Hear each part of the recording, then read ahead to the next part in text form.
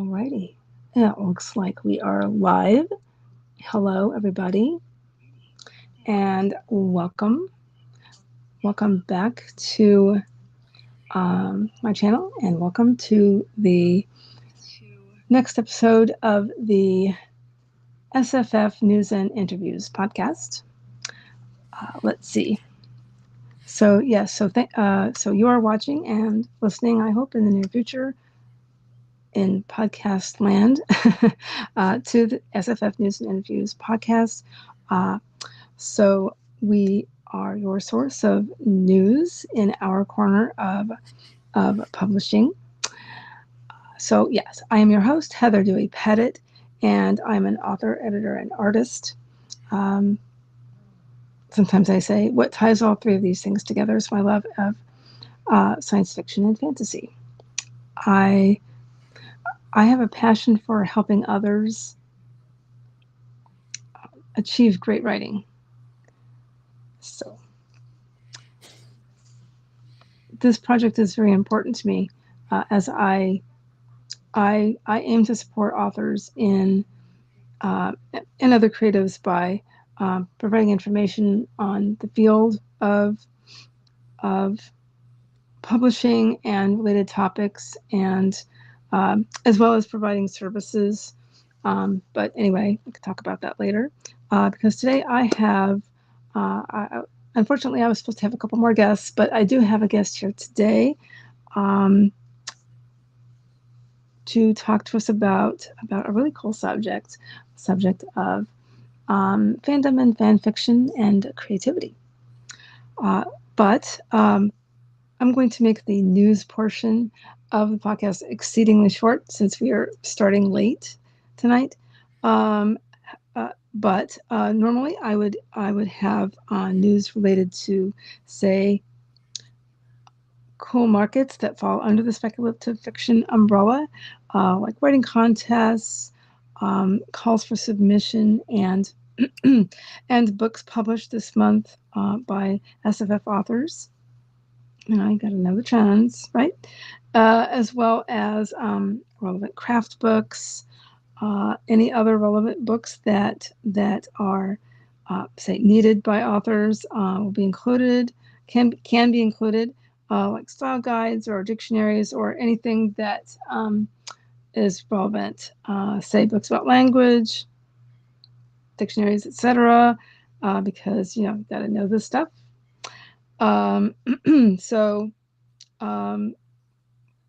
But yes, ordinarily I would select a few things to talk about during this portion, but I'm going to try and make this as quick as possible. I also like to talk about bookish events or other related events, like book cons and book festivals, where like-minded fans and readers can find each other. So in this list, I include cons, especially specific genre cons. They're also included in this group, as well as things like bookstore openings, author readings, and other related events like this. Also, I have no intention of overwhelming folks with a lot of information. As per my usual, I try to limit this whole portion of the podcast to just a short selection for each of those categories. And also I want to save my voice. So a couple of things really quick regarding that are,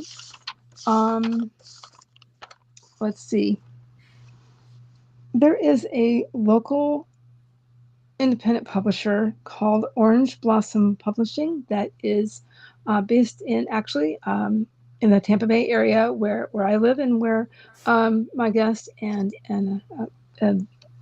the other guests who are actually in the chat below, or to the side, wherever you're watching, however you're watching it. Anyway, so Orange Blossom Publishing will be taking submissions again starting on July 1st. and the owner's name is Arielle. I do believe it's pronounced Haughee, and it's H-A, if I'm spelling it correctly, Haughee.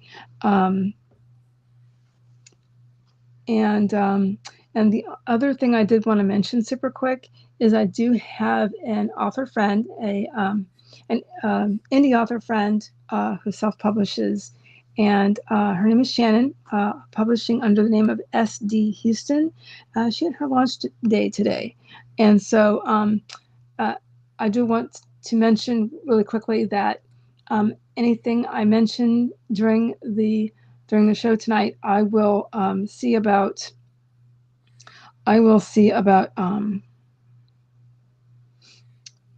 Popping in links in the description for anything mentioned. So, okay. So again, I do apologize to any guests who were supposed to be in this evening and could not get in. I'm so sorry. I don't know what went wrong, but we can also try things again as soon as possible. Argente, I hope you can hear me. I can hear you fine. Okay. Yep. Okay, great. Just checking because you're frozen on my end. Excuse me. So no worries. No, I'm just holding very, very still. Yeah. So let's see. So yeah, moving on. Moving on. Would you like to introduce yourself? Hi, I go by Argente. That is my SCA name back when I was still active in the SCA. And when I started publishing fanfic online, it wasn't my name, but when Archive of Our Own came out, which is finally out of beta, it's the handle I took up there. So it's the handle that most of my fanfic is now under. Okay. And so what was the name of that again? That it's under now? Argente. A-R-G-E. No, I mean Archive of Our Own. Thank you. I just couldn't Archive of Our get Own. that in my brain. For those who aren't familiar, it's sometimes referred to as AO3. I was going to say that. It is a fan lore project, and the idea is that any fanfic anyone writes can be archived there. You have to be the writer or have permission from the writer to archive it. But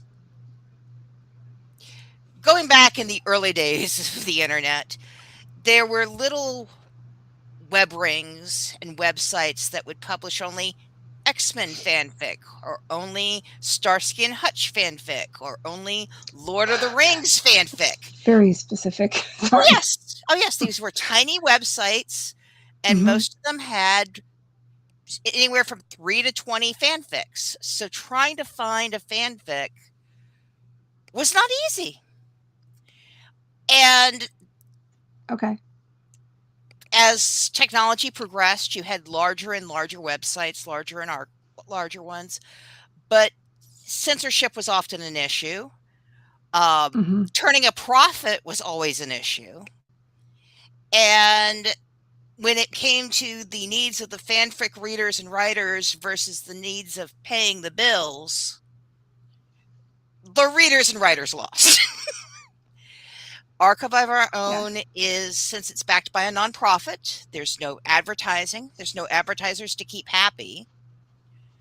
And it's a free to read, free to publish. You can't make any profit off of what's on there because it's an archive. But it has been a world changer in the world of finding and publishing fanfic. Okay. Now, I do know, I did know some people prior to this, I do know some people prior to arranging all of this that write on Archive of Our Own. And so I know about it. I may have created an account there, but I haven't done anything. I mostly just go read some other stuff. On occasion, when I can. So,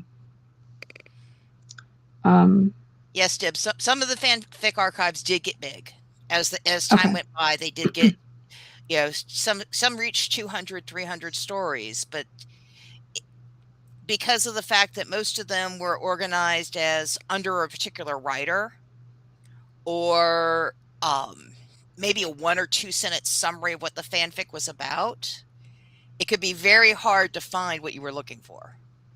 okay, Um, Archive Our Own has an extensive tagging system, and you can search and make the tags as wide open or as narrow as you want. okay, You can exclude tags if there are certain things you do not want to read, as well as focusing in on the things that you do want to read. So it depends on the writers having tagged things properly, of course, but tagging makes a huge difference.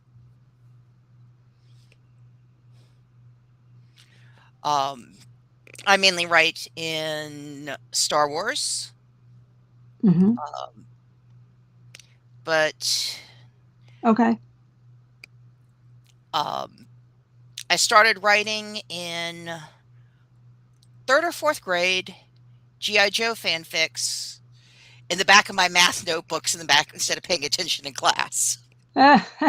Um, oh my I am goodness. I'm kind of glad the internet didn't exist back then, because those horrible, horrible fics are gone and cannot return to haunt me. Yeah, um, now see, I was one of those people who would,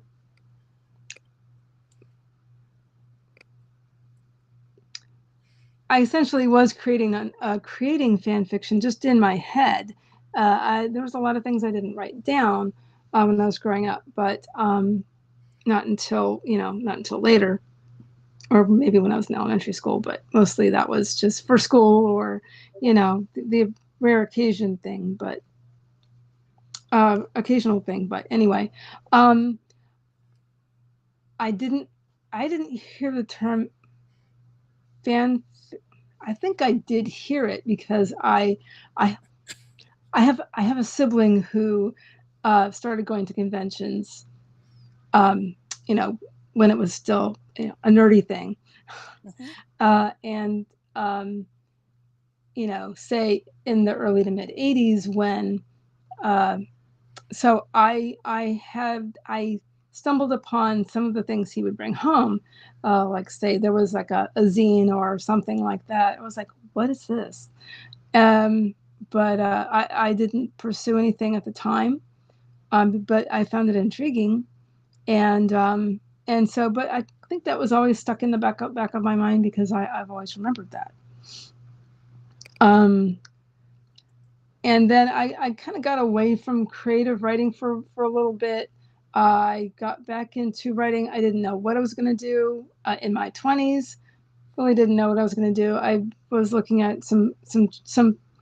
I started attending writers groups, and I started going into the nonfiction sphere. I was a um, I I had some experiences with newspapers, and as well as um, a, a publishing house uh, in the editorial department, sort of thing. Anyway, I had a lot of nonfiction experience, um, and then and I went to school and stuff.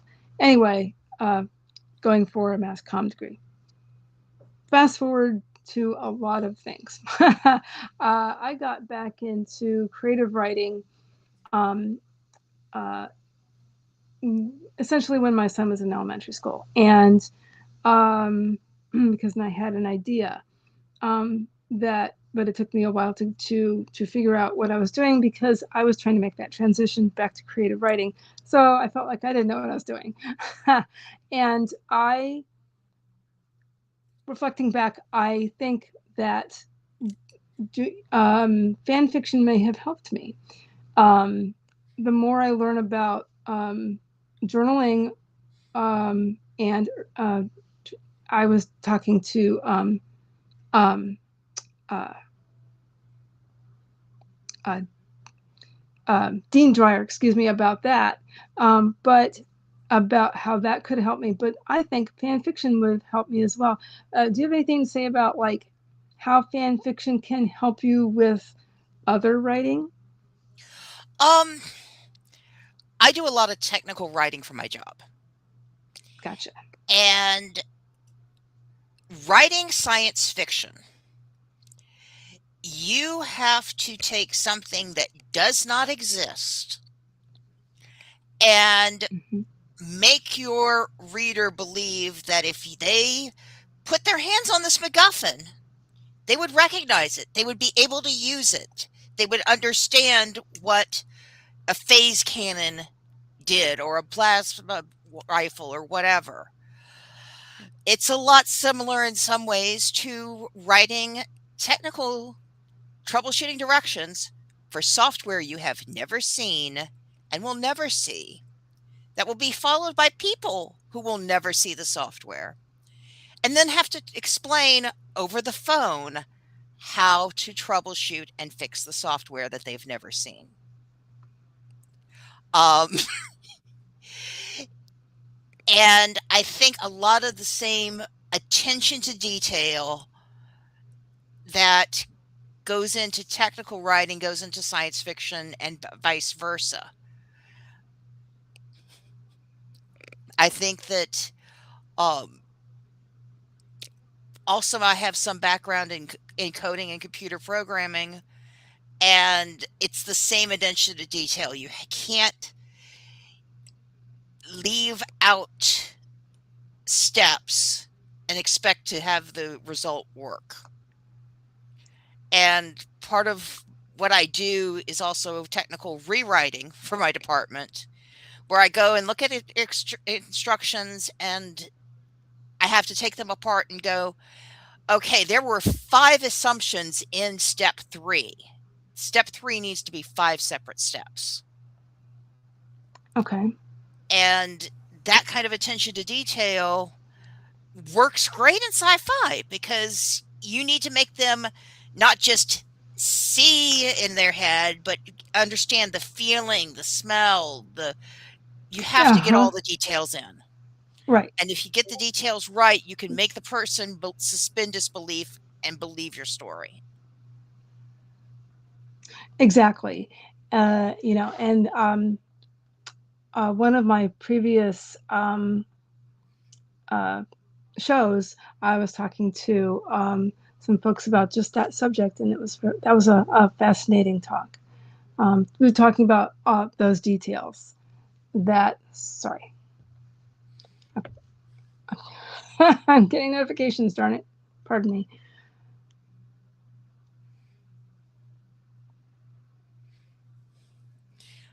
Yes, this was my. Apologies. It's okay. Someone mentioned in chat, I do write in a shared universe that is a Star Wars shared universe. Mm-hmm. Um, and if you were talking about journaling, I started writing it while on lockdown with COVID, while my mother was slowly suffering from Alzheimer's. Okay. And as my life got more and more complicated and I had to take more and more care of my mother, my people who had been my writing support group and my editing support group started stepping in and going, "Hey, do you mind if we write a little side story here, do a little side bit here?" And I'm having trouble keeping, focus, and turning it into a group project was a great support for my writing and keeping the universe going, but it was also a Mm-hmm. great emotional support Oh, I because believe it. I knew that if I had a bad day, not only could I go and talk to somebody about my bad day, but I could read what they'd written and that the story would keep going on. The story would live on even when I was completely overwhelmed.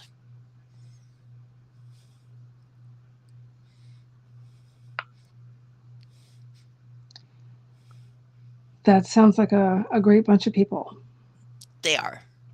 A lot of fanfic writers are great people. You, you don't write, you don't spend hours writing something you cannot turn a single penny of profit on unless you care about it. Yes. Sometimes you might be really, Yes. sometimes you might be really salty about it while you care about it. Yeah, everyone's I can relate to this. I I have a Substack, and currently, I'm not getting paid for it, but I put things up there as much as I possibly can. So it's but this is, of course, this is all nonfiction, so I can relate about the nonfiction and the doing the dry stuff, and then you have the creative stuff. Yay! It's definitely it's kind of like wakes up in a different portion of your brain. And I've always been the creative person. Like I said, I started writing at 4 years old, or not 4 years old, fourth grade. Um, I wrote through elementary school. I wrote through high school. High school, I discovered cons and zines, but they were writing Star Wars and Star Trek, and it was very serious, and you had to type it up, and you had to mail it off with a self-addressed envelope, and hope you were good enough. And it was such a high bar that little 12-year-old me in high school, because I was young in high school, uh, was like, Oh, I could never do that. And then I yeah. started, and then I started college, and then Usenet came around, Okay. and alt.rec.comics.xmen.fanfiction, if I remember correctly. Okay. And all of a sudden, the cost of entry for putting out a fan fiction was typing it up, putting it into the Elm or Pine, and hitting send. It was just a matter of the time to type it up. There was no gatekeeping, but and it was about comic books. It was about things I was already writing about in the back of my notebooks. So I started putting it out. And I kept up on and off as it moved to email groups. Shout out to Darth Vader's Estrogen Brigade if any of you guys are still out there. Um, a lot of the email groups were female fans of particular characters or particular works who started their own private email lists so that they could exchange fanfics. And then, as we mentioned earlier, web rings, larger and larger websites, and finally now AO3, which is where I've landed and will continue to keep publishing. Sorry, I am laughing. listening, but I'm I'm laughing also at one. I'm laughing at one of the jotting some. comments because one of my fellow co-writers is calling me out. Um, I've my Wait, I have to I've show this one. Keep going. I started writing a fanfic. It was supposed to be 3 chapters tops, and we are now at close to 500,000 words Oh, spread great. across multiple works because the ideas kept coming and did not stop. I can Uh, understand that. Deb is saying found fanfic through a fan elder who worked on some of the zines. Yeah, a lot of people got into fanfic because of fandom and older fans. And yes, fanfic has long been female dominated. Um, See, I didn't know this.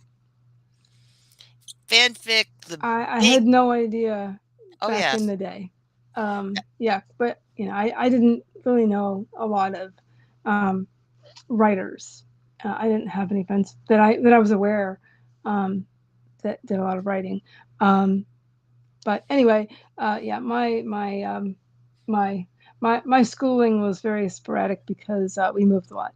So anyway, so it was kind of hard for me to, get involved in a lot of things outside of just the stuff I was already doing, um, course and stuff. Anyway, So um, yeah, I didn't really pursue a lot of writing until after, um, um, just I had some experiences, and I was like, I have to write. I have to write, and there's no time like the present. And Yeah. sometimes it takes, like I don't know, like a medical thing or some big thing to happen, and then you're like, if not now, when? That was my case. But anyway, um, so yeah, let me know when you want to take a break from this current topic, and then we can talk about this thing here um, that Definitely. We could talk about Deborah Hicks is talking about here. yes, we could talk about Southern Media Convention. Mm-hmm. Um, it is Do a that now. small convention in Clearwater. Deb could say a lot more about it than I can, but it is a small by fans, for fans. We don't have any guests. We hang around and we talk about what's new in media, uh, what new fanfic we're reading, what new fanfic we're writing, what new fan vids we're watching, uh, what new media we've discovered that we're falling in love with. Uh, Deb has a link with membership rates and hotel prices. Excellent, because I would not have that information off the top of my head. Yeah, I Uh, yes, I have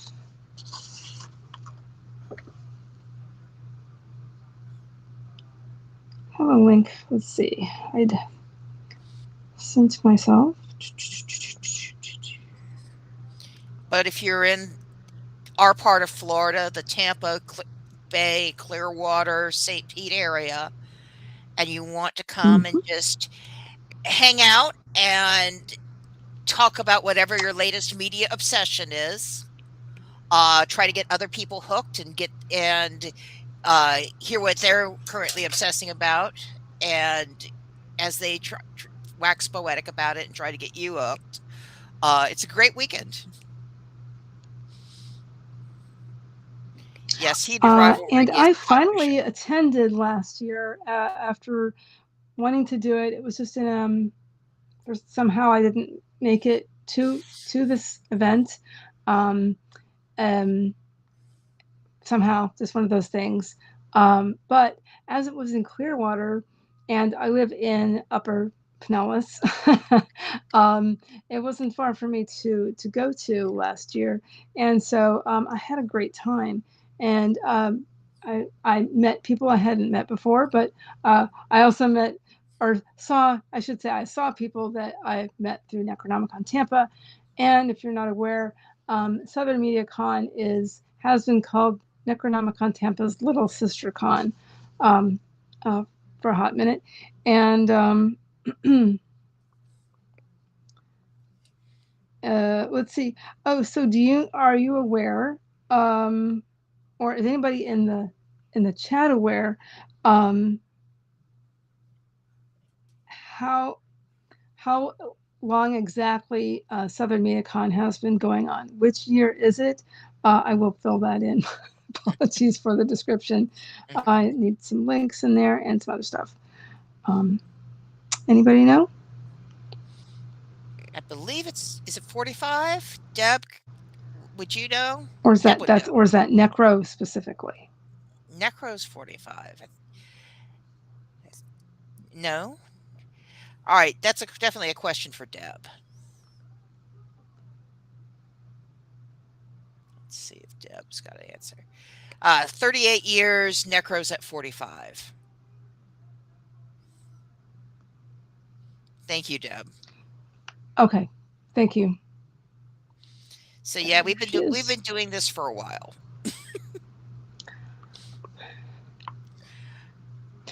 Now, prior to this year and last year, um, how long had it been since it had been in Pinellas County?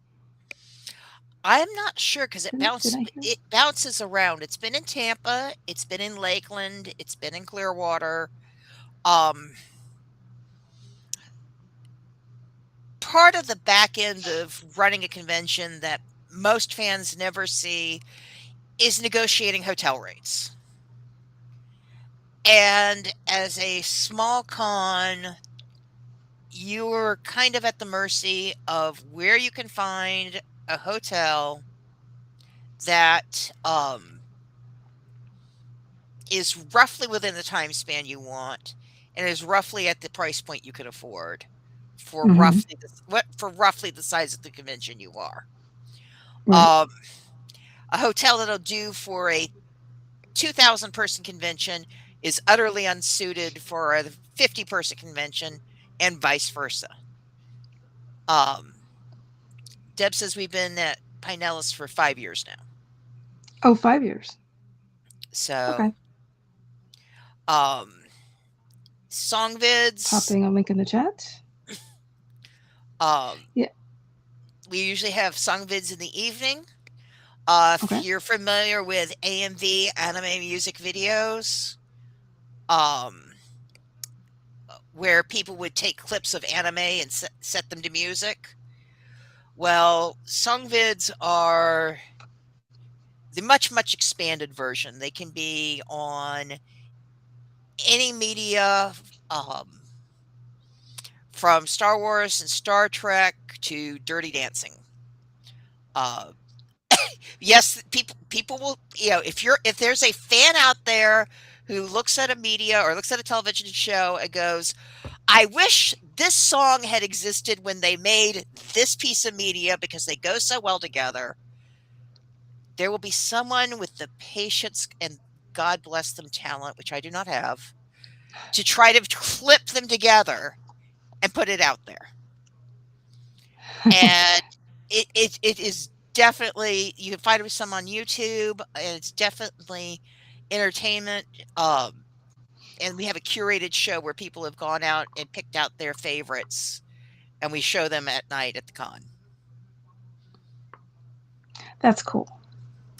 Um, Deborah pointed out we're sharing the hotel with Necro Gaming Day. And that's basically people coming out and playing board and tabletop and role-playing games.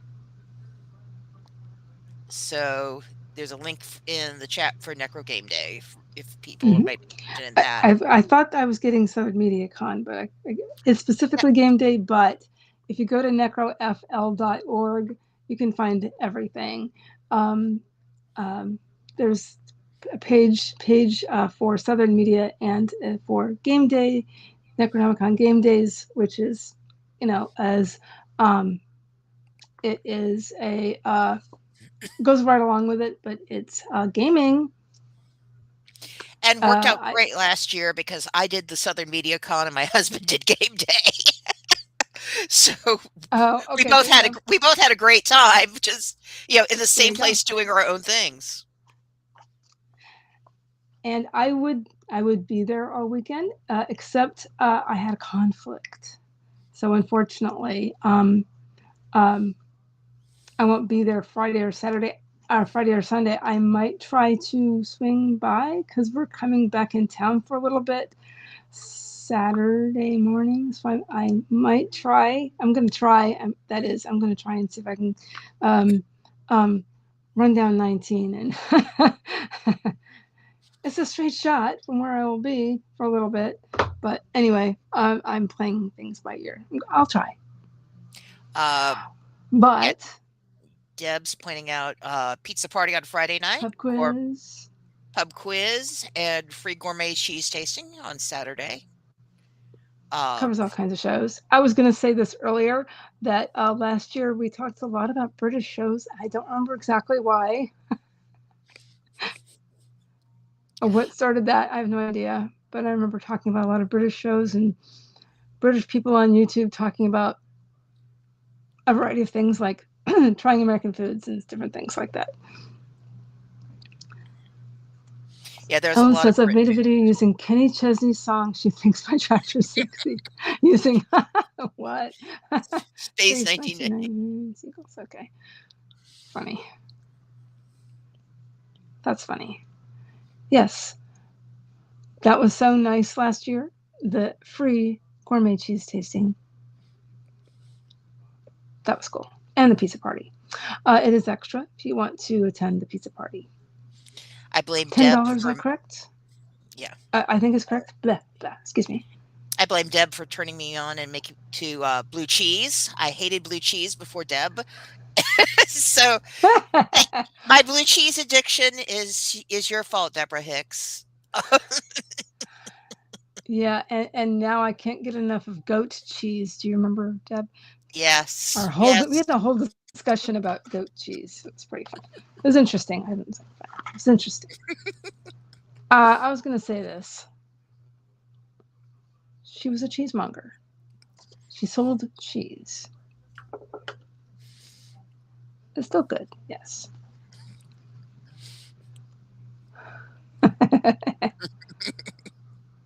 Darn it. Goat cheese is expensive. That's fine. It's fine. I now have a subscription cheese box from a small creamery that I get Oh, 4 times a year. That's expensive, I but believe it. they have really, really, really good blue cheese. Prize-winning Ooh. good blue cheese. Okay, so what Uh, else? if I think SoviCon. about that anymore, I'm going to have to get my son some because he loves it. Okay, changing subjects. I don't know. Do you want to talk about? Okay, how about this? This is something I wanted to mention. Okay. Um, and you kind of did earlier. Talked about various websites where you can publish your fan fiction, where it's um, consumed, for lack of a better word, right now. I'm sorry, I'm getting a little tired. Where it's read for free, and you can publish it there for free. But is that okay? What would you say is across the board of of how that is? Because I'm not quite aware of Um, okay. where. Mm,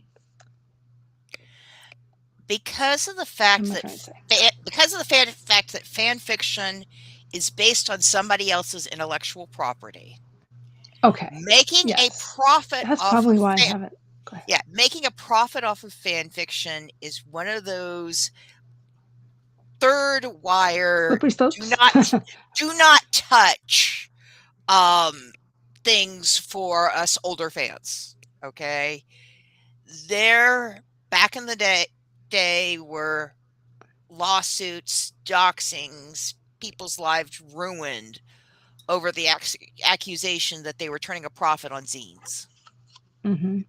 Um, mention Anne Rice to older fans and watch them shudder.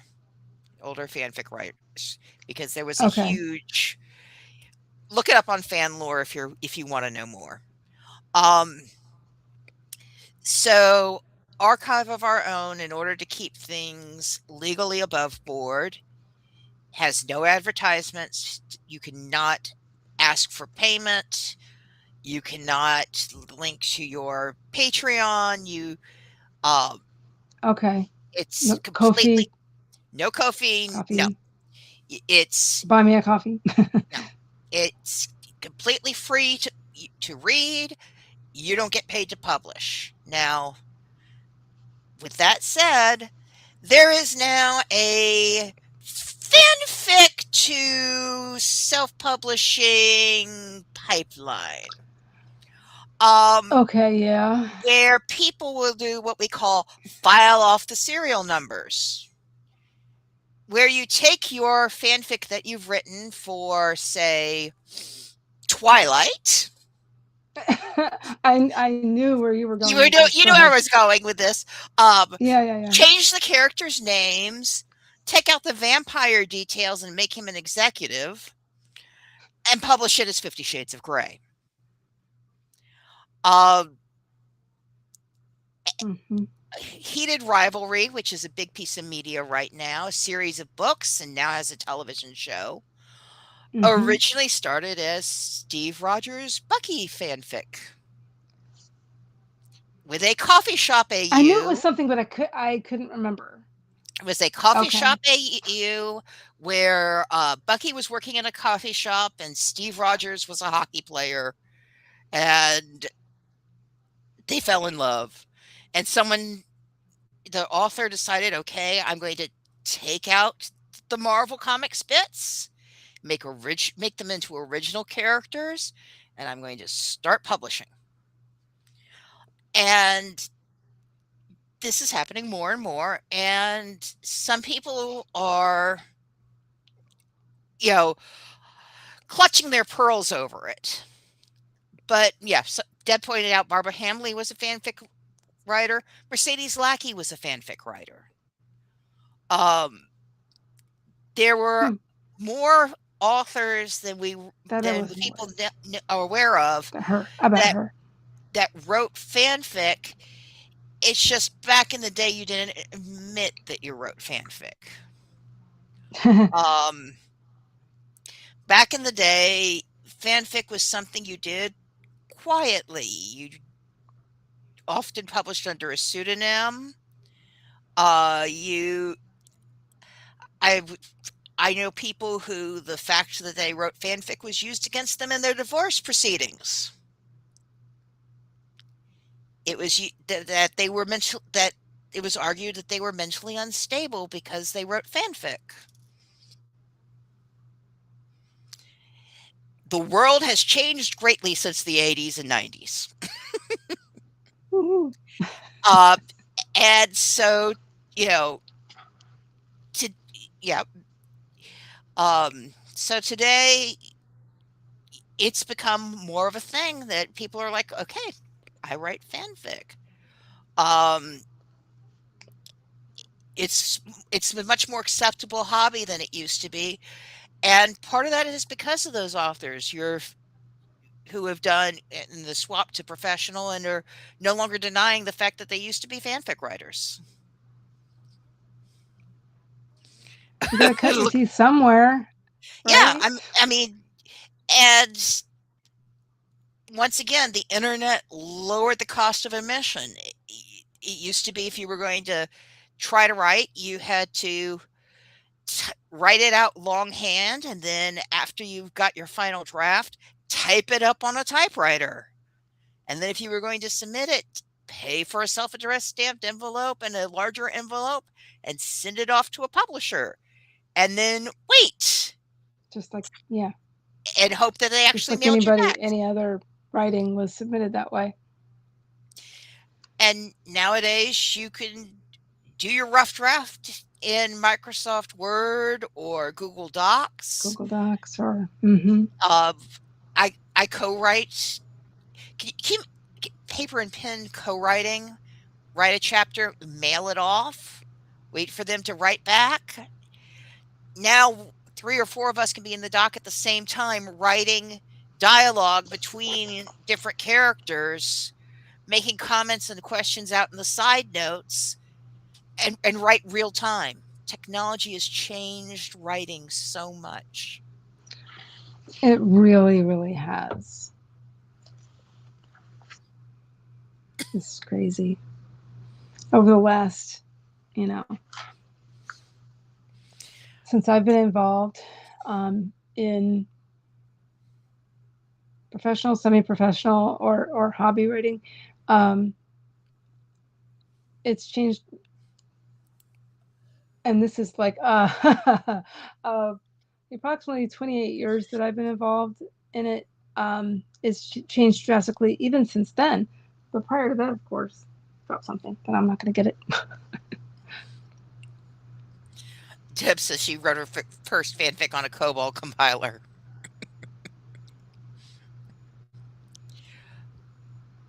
Yes, the number of fandoms now exceeds 77,000 different shows. Yes. And the internet makes it a lot easier to find someone if you're in a niche fandom than ever before.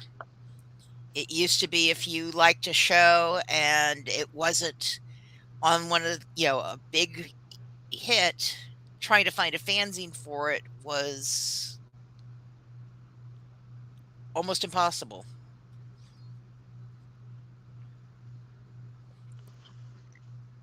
Internet made it possible for me to write fanfic in a shared universe with a dozen people in 5 continents. Yes. I have co-writers who are all over the world, and it also helps a lot with being able to get different perspectives on your writing and realizing what your blind spots are. Um, we all have blind spots. We all Oh, have absolutely. we all have assumptions that we make that we assume everybody knows. And when you have a co-writer or an editor who is in Singapore, who is in Australia, when you're talking with someone who is in Germany and they're working with you on your fix, you suddenly realize that some little tiny detail that you glossed over completely because everybody knows, everybody doesn't know. And of course, the same applies for Right. them, in reverse. You know, what do you mean you don't have this? What do you mean you don't understand what this is? And it helps co-writing like that, co-editing like that, helps you make your stories more accessible to everybody. Right, exactly. Having multiple sets of eyes, you know, it's what you have to do for any type of publishing before it goes out into the world. It's Deb, because it's standard practice.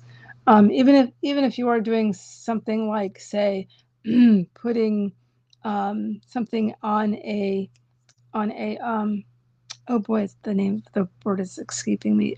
Serialized to publish something in a serialized fashion. Um, it's a good thing to have. Um, Multiple people look at it before it even goes there.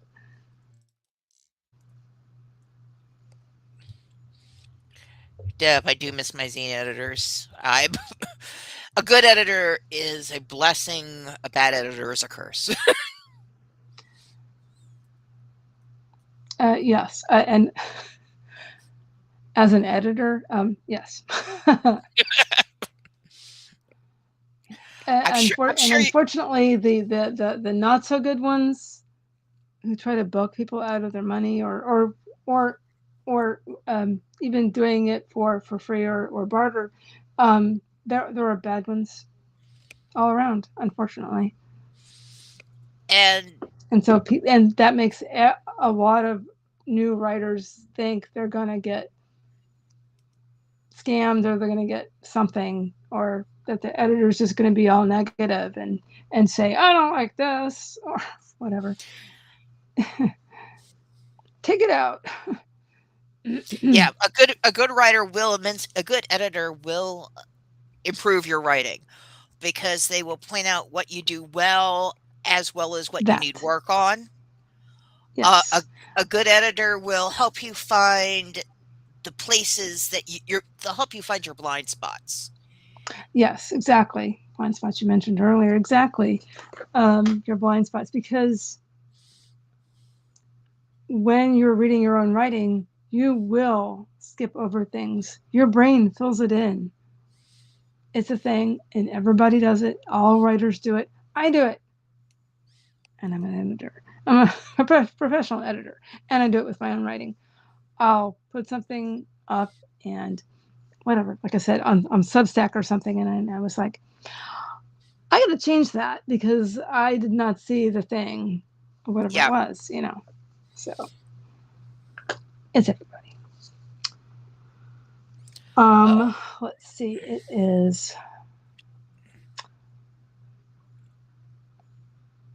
okay. We have not been going for an hour yet. So I try to keep it to an hour, maybe a little after, quarter after, maybe 20 after. Absolutely no later than 30 after. Um, um, but I would really love to talk to you some more. and then we can do our outros.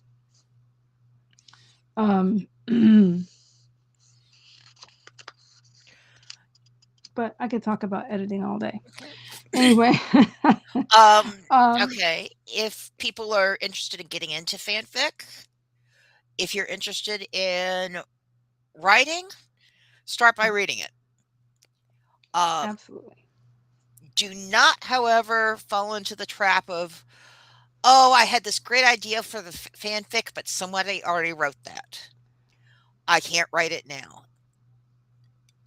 It fanfic readers will finish a fanfic and go, "This is great. I want 20 more fanfics just like this, just slightly different to the left." Um, so Right. the odds of you coming up with an idea that no one has ever done a single variation on are kind of small, you know. But it, when you produce your version of whatever, it's going to be different because it's yours. You're going to I was put going to say things, the same thing. you're going to put a spin on it, a flavor to it that is Exactly. influenced by your life, your experiences, Mm-hmm. Mm-hmm. and This readers. is I mean, a lot of a lot of new writers, period, fall into this trap, myself included. I'm speaking into my whispering into my mic. Uh, so it's definitely nothing new.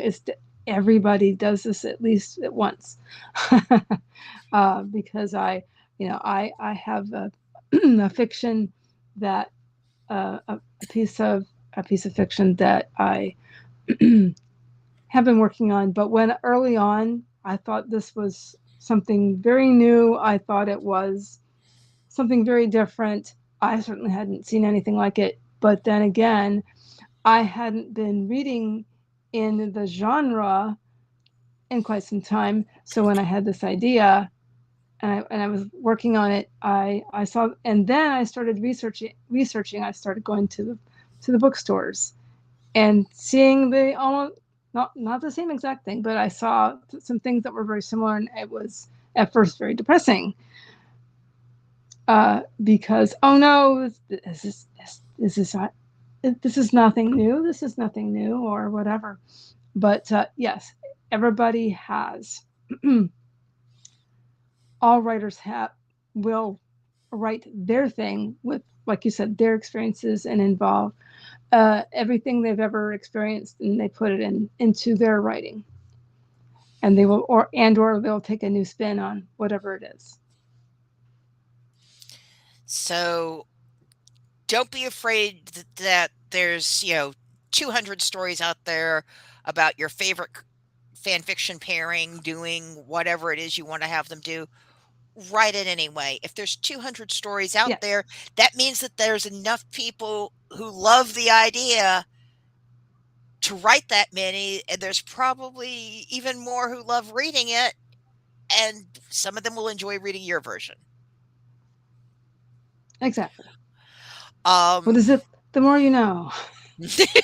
Sorry. uh, start publishing on AO3. You can get an account. It's free. If you're looking for a to find other writers, the best way to find other writers is to leave comments on their stories, see who is interested in talking to you, and see who has a Discord up for talking about their story. Um, there's a lot of Discords out there run by authors who are like, "Hey, come here and talk about my story in this fandom." And when you get there, there will be, "Hey, come talk about these other stories in this fandom. Hey, here's a channel for talking about the stories you're writing in this fandom. Here's Right. channels for," and it's a good way of meeting people, talking about things, and sometimes you need that little nudge. Sometimes you're stuck on a story and just being able to go to someone and go, "Arg, I cannot make these two characters kiss, and I cannot get them together. And one of your friends online will go, "Well, make them more miserable instead." And congratulations, you've just added another 10 chapters to your fanfic. There you go. Um, Deb I says, forget. please use grammar and spelling. Yes, spell checkers and Um, grammar checkers do exist. They I saw won't that. catch Where did I see everything, that? but they will help. Uh, Um, you know, use whatever that you can afford in terms of grammar checkers. If you have to use Grammarly, it's fine. But just remember to go back through it because Grammarly does not catch everything. Grammarly actually has some issues. and I will say this is That's why I part don't of the really use it very much personally. But anyway, part of use the what you can afford, but use checkers, please. You won't. What am I trying to say? You won't be sorry. There we go. part of the problem with the AI movement is that because they're large language learning models, if enough people are making the same mistake, the AI may decide that it's actually correct. So even if you're using a spelling checker, a grammar checker, if you've got a friend, if you've got someone who's willing to read it over for you, that helps. If not, sleep on it. Put the story away for 2 or 3 days and then Yes. come back and Mm-hmm. read it before you publish it. So many people give this piece of advice because it's very good advice. If you're done writing, I don't know, Act One, take a break, come back to it, keep going. Or if you're done with the whole thing, yes, take a month off, come back to it with fresh eyes, because that's that your eyes will be fresh, like a better turn of phrase. You're more Um, likely to catch that error that thank you. you've I was just overlooked going to because say you've seen that page 5 times in the past 5 hours. exactly, and like I said, the brain will fill it in. The author who wrote it will fill it in. It's a thing. It's scientifically proven.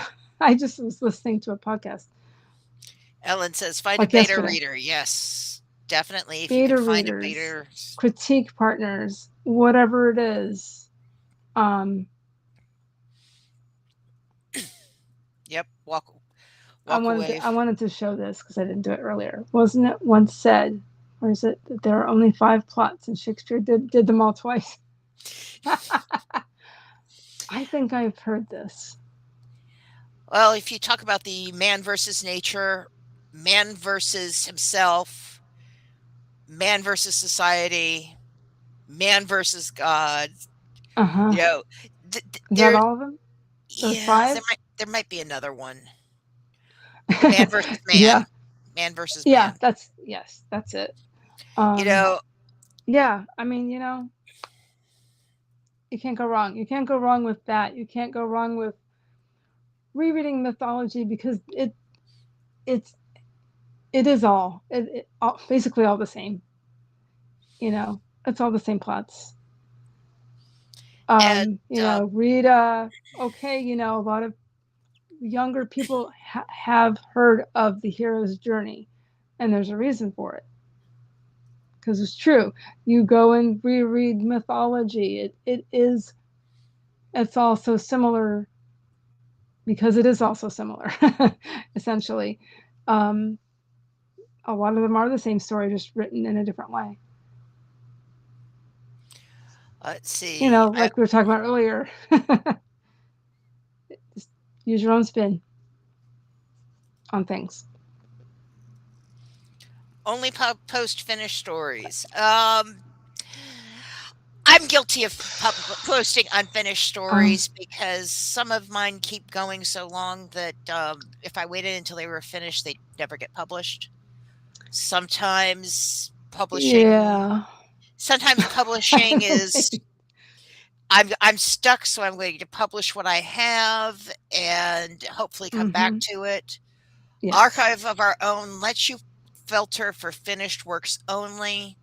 If Okay. reading unfinished works bugs you, use the filters. Filters on Archive of Your Own are your friend. Um, I am not here to yuck at anybody's yum. Everybody has different tastes, and everyone has things that make their skin crawl.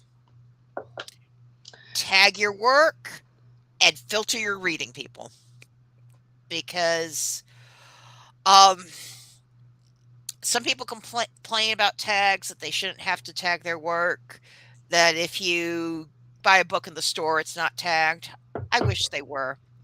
More than once, I have physically hurled a book across the room and refused to read it because without warning, I stumbled onto a scene of stuff I won't mention because I don't want to get censored by YouTube. Ah, gotcha. I got you. It's fine. And in a actual published novel, there are certain kinds of violence that, and if the book had been tagged, if any of the reviews had mentioned it, I wouldn't have bought the book. Yeah. I mean, yeah, a physical book with no, um, no mention of right a tagger, of what the subgenre is. Yeah. Then because that's the quote red flag. Yeah, and Um, the nice thing about fanfic is people can it's tag for those flags, and those who want to avoid them can avoid them. right, right. Yes, Knives and And Spices is my sorry is my huge ongoing series that was supposed to be 3 chapters. The third one ending in a menage a trois. It is now 500,000 words plus, and out of the 3 characters, whew, only 2 of them have kissed, and they've only kissed once. It is turning into the slowest of slow burns because plot keeps happening. Yep, Deb goes the opposite. Deb is writer chooses not to use warning, and that's fine because some writers do that, and I choose not to read them because if there's a chance, I can I can haul a paperback book across the room. I really don't want to throw my laptop. yeah.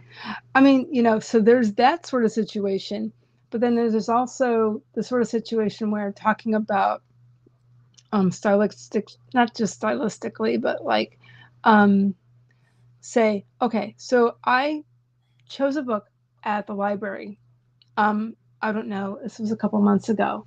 So I finally started reading it, and I did not finish reading it because it was a cozy mystery. There was a bakery involved. It's several years old. It wasn't early on in the series, and I think the author got sloppy if they didn't do this prior. But number one, when a character eats something that's probably tasty, there's no, oh gosh, that's good. Or there's a lot of, let's just say there was a lot of swallowing involved. The word was used many, many, many, many times. And if I literally, I thought I was going to get nauseous. I had to stop reading it. And there's a lot of people who have that sort of thing. They have crutch words or words they know they use too much, and so they will tell their editor or their people who they give their work to, their money, their work Mhm. um, to read for things, certain things. Um, I don't know this often. I do that, I guess. This is a traditionally published book, but again, it's like seven into a series of like nine or something, and I think they just got sloppy, and I could not finish reading this book. Nope. So it's that sort of thing. So that's just something that new writers need to keep in mind, and that to notice certain things that they do when they self-edit, and and and and then they know, and then they hand it off and say, oh, by the way, please look for yada yada yada, because I can't get rid of them all. Yeah. So Um, I edited my mother's dissertation and for her doctorate degree, and my main job was to go through and eliminate all the extra commas because my mother was one of those people who put in commas anytime she might possibly take a breath, which isn't what you want in a PhD, in the work for your uh, doctorate dissertation. no, no, not it. Yeah. So, yeah, I, I I knew that was my mother's weakness. She knew that was her weakness. People are talking about uh, researching your work. Yes, please do your research. Um, if you're not going to do your research, or if you're being blatantly anachronistic, go ahead and tag it. Hand wavium science. The Horses to force find a does not work. boyfriend. The the force does not work like that. Yeah. There are some tags out there on uh, AO3 where I've seen where people will just blatantly tag, "I know nothing about nuclear physics," or What? whatever. I have to look this up. You What? know, yes, people. Yes, Tiffany is a Tudor area name. Yes.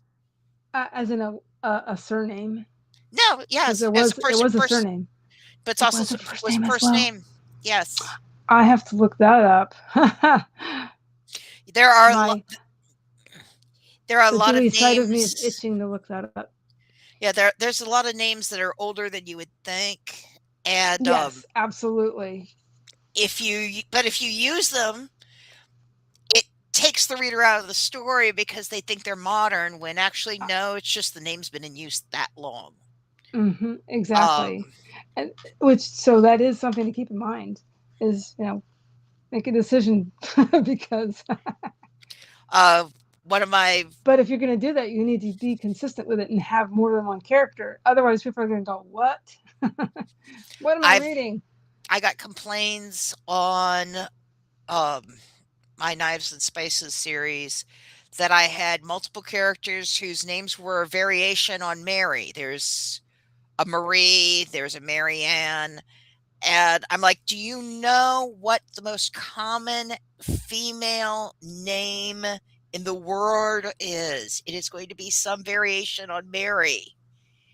You know, if you grab 75 women from across the world, odds are that you're going to grab 2 Marys. One may be a Yep. Rosemary, one may be a Marianne, but they're A going to be in Marie, there. A Marie, but or five spellings of Marianne, yep, or whatever, um, or that are specific to a country, even, because there's obviously and yeah, that's those sorts of differences as well. yep. Um, let's see. Asked about commas, said yes, sprinkle a few in there. Yes, that was my mother's attitude towards Okay. commas. She treated commas like I treat hot sauce. If a little is good, more is better. See now, I had been that way for a while, and then I got into journalism, it was drummed out of me so much that when I started getting back into fiction, creative writing, I was like, okay, I can use an Oxford comma again. I kept getting called out on it. I'm like, oh, sorry, I forgot. Because it's a Oh. complete 180. Yeah, there's several people I could mention that said, "Oh, you're using too short a paragraph again." I'd be like, "Oh, sorry." Uh, yeah, paragraph lengths. I use one sentence paragraphs and I use 10-sentence paragraphs. It depends entirely on the pacing of the story. Um, Absolutely, it really depends on the pacing. I was just literally going to say that. Yes, it you know, there depends on so much. yeah, there are times when, especially when you've been doing, medium length paragraphs, that having that one sentence paragraph to basically smack that particular sentence with emphasis. As well as things like using shorter sentences during more action oriented scenes, or especially things like battle sequences. Do do do do do do do do do do. Or to You build know, it's tension. You know, that too, and building tension and all of that. Yes, absolutely. Um, Also, things like there's a book I have called Writing Tools by Roy Peter Clark, and he also advocates starting and ending sentences strongly. And I've always remembered that, and I could pull it out and quote it for you, but um, highly recommend that. Starting and ending strong you will pry has a lot more emphasis. the Oxford comma from my cold dead hands. Agreed. Agreed. The Oxford comma is a wonderful thing. It is in most instances. I just err on the side of clarity because that can you can also have issues with Oxford commas, in my experience.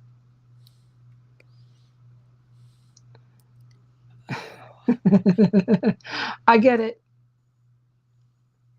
I get it.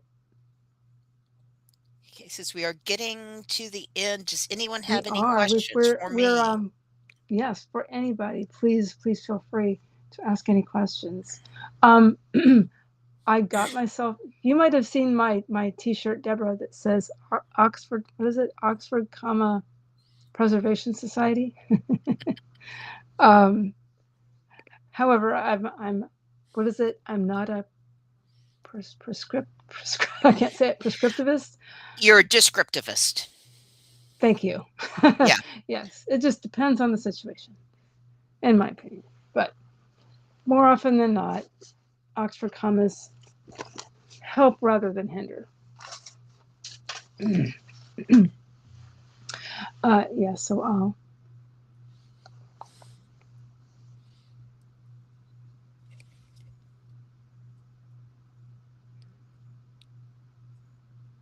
yes, absolutely.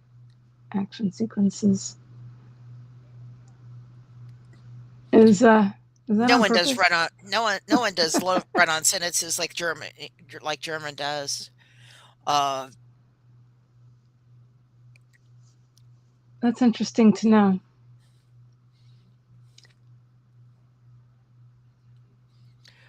okay. I don't think I couldn't think of any other languages that do that offhand. I don't think Spanish does. English is English is very it's just an amalgamation of everything else. So it's like it's so confusing anyway for a lot of people.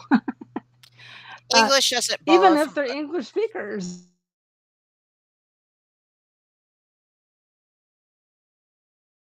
the saying This that is a whole English. topic I could Yeah. not shut up about. So we probably should move on.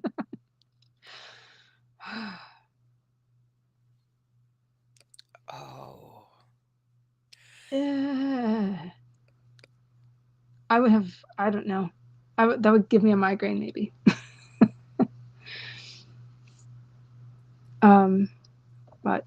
Yeah. So does anybody want to talk any more about the relationship between all of this, again, between fandom and fan fiction and creativity? I obviously people, because of fandoms, get into things like creating and or painting figures. They get into D&D or things like that. Homonyms, yes. Wound or wound. Read and read and lead and lead. Yeah. Yeah. And then there's the other, and then there's LED, LED. But I've yet, had people tell me when I'm either beta reading or editing, they'll say, please tell me if yep, it's LEAD or LAD. Would you please look out for that? Absolutely, absolutely. there's a lot of So fan I art. get that. DeviantArt's a huge thing. Yes. Yes, thank you for that. And Yes. When I first heard of DeviantArt, I don't know, say around 2008, 2009, I was like, oh. And I started looking at it. I'll look at it every once in a while. I'll remember and I'll go through it just out of curiosity, just to see what's going on there. It's fascinating to look at. that's another area where computers have lowered the cost of entry. Um, Speaking as someone who does oil painting for a hobby, Mm-hmm. by the time you bought your canvases, primed your canvases, bought your paints, bought a good set of paints, not a cheap student set, bought good brushes, an easel. Because you want to get better. Yeah. But by the time you buy all your equipment, you could be 300, $400 in easy. Oh, at least You know, minimum. um, Because computers, yeah. you've got now GIMP and Photopea and other free options to the Adobe, because Adobe has gotten more and more out of the price range of people. There are free Mm-hmm. options out there. Please go investigate them. And Yes. since a lot of students, a laptop or a computer is a necessity for school instead of merely a luxury, Mm-hmm. getting into a digital art is a cheaper point of entrance than getting into the traditional arts. So you see a lot of Yeah. digital fan art because it's they get the free software and then it's a matter of putting in the time and effort to learn as Mm-hmm. opposed to putting in the couple $100 to get started oil painting. Right. Right.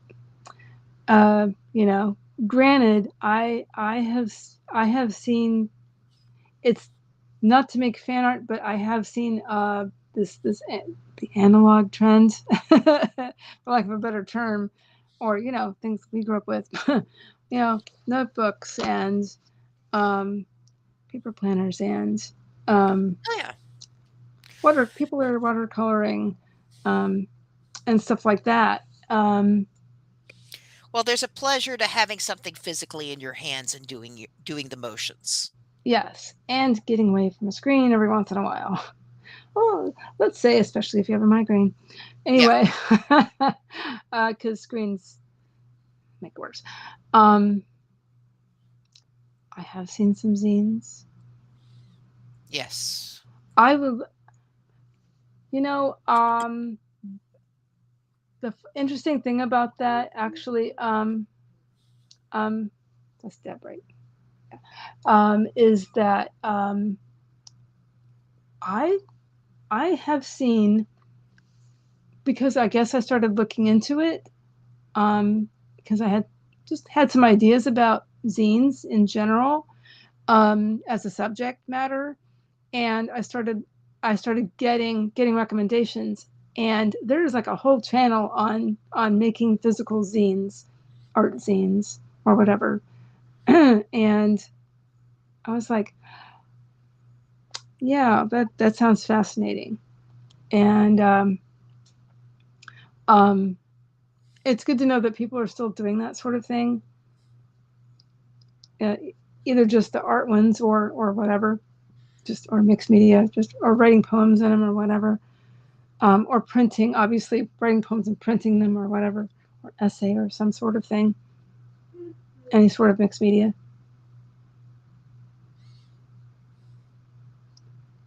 Yes, I will show this because I feel strongly about this as well.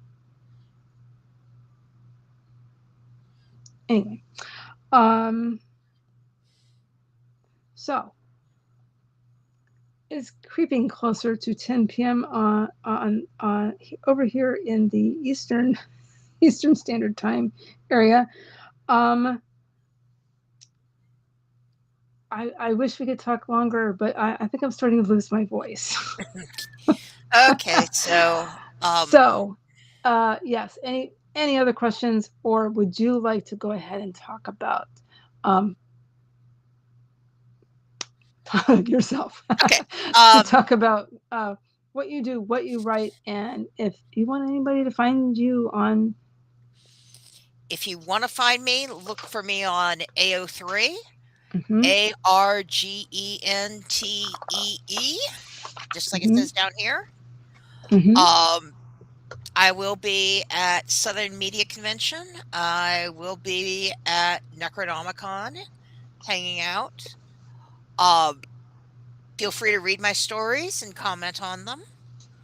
Uh, I have several ongoing series, as well as some complete one shots and complete stories. Um, and just drop a comment. Please feel free to comment on a story, even if it was published 5 years ago. Few things make writers happier than getting comments, even if they're, especially if they're on old stories. The fact that you love them enough to take the time to say so means a lot to writers. Um, yep, Yeah, Necronomicon has it's Sam Hansen nice. this year. Yeah. It's um, nice to know that um,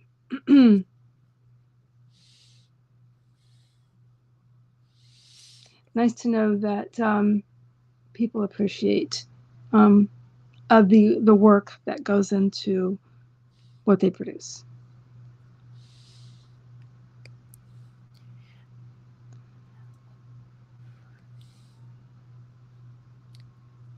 All right. Okay, I was just going to find a link.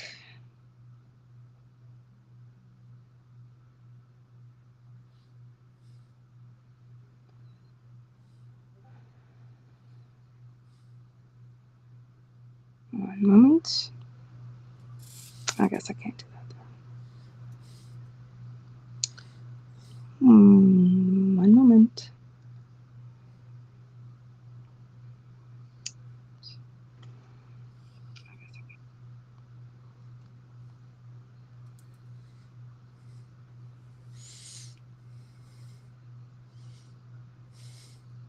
There, I dropped my page in chat. Okay.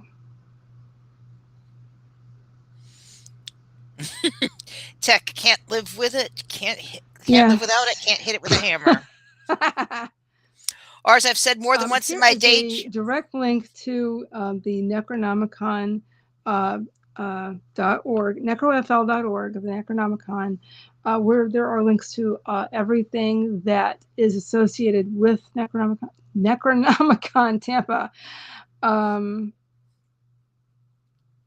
including SouthernMediaCon, what we've been talking about, which is not this weekend, but the following.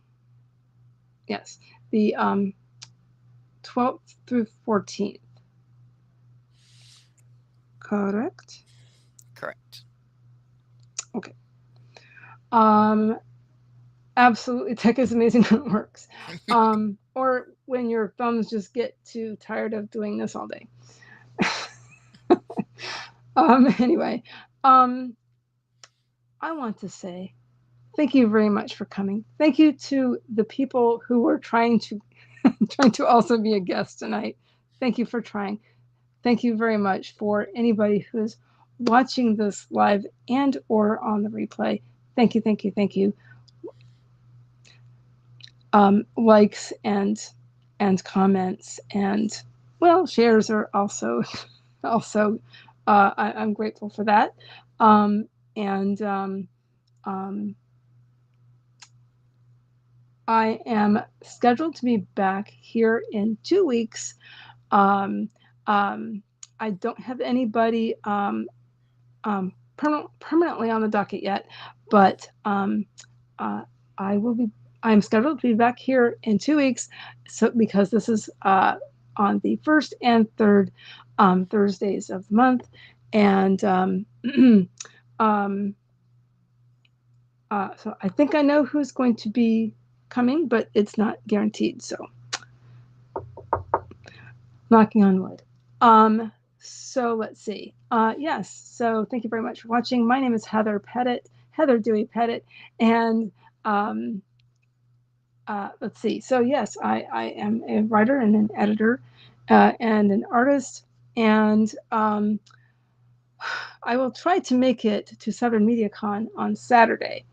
Other upcoming things are I will be selling my art at at the Felicitous Coffee House in Temple Terrace uh, in Tampa, Florida, which is if you know where the main campus of USF is in there in Temple Terrace. It is, and you're say you're heading uh, say you're heading towards it. It is one block. I think that's north. I do believe that's one block north of the main campus on Fletcher Avenue. Um, and so yes, I'll be selling my art, which is I love using mixed media, old school, analog, mixed media, and on paper, and so yes, and after that, my next event so far is at I will be at Necronomicon Tampa, and I am planning to have my first published book, which is the the Fairy Glossary and Guide for Writers. Looking forward to finishing editing that and having it ready for Necro. And okay, that should be all. And thank you so much for watching, everybody. And have a good evening. Have a great weekend. Um, and I will see you soon. Bye. Bye.